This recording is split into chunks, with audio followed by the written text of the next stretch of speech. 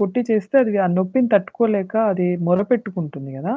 ఆ సమయంలో అవునండి. దాని బాడీలో ఒక హార్మోన్ రిలీజ్ అవుతుందంట.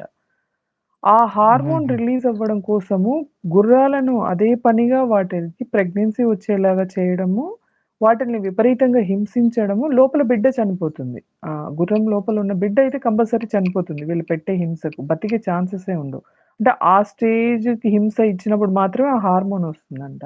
ఆ బిడ్డ చనిపోయిన తర్వాత దాని బాడీలోంచి ఆ హార్మోన్‌ని తీసుకొని ఈ కాస్మెటిక్స్ తయారు చేస్తున్నారంట. అందుకే అవి ప్రీ ఆర్డర్స్ లక్షల్లో కాస్ట్ ఉంటాయంట. అసలు హుహు. దారుణం. మనిషి ఎంత క్రూరుడు కేవలం అందం కోసం. ఇక్కడ ఏదో ఇంకొకరి ప్రాణాన్ని నిలబెట్టడం కోసం ఇంకో జీవిని చంపుతున్నాననేది కూడా కాదు. అలా అంటే ఇప్పుడు ఒక జీవిని చంపడం వల్ల ఒక 10 ప్రాణాలు నిలబెడుతున్నాను నేను అని ఒక జస్టిఫికేషన్ ఇచ్చుకునే దానికి కూడా లేదక్కడ.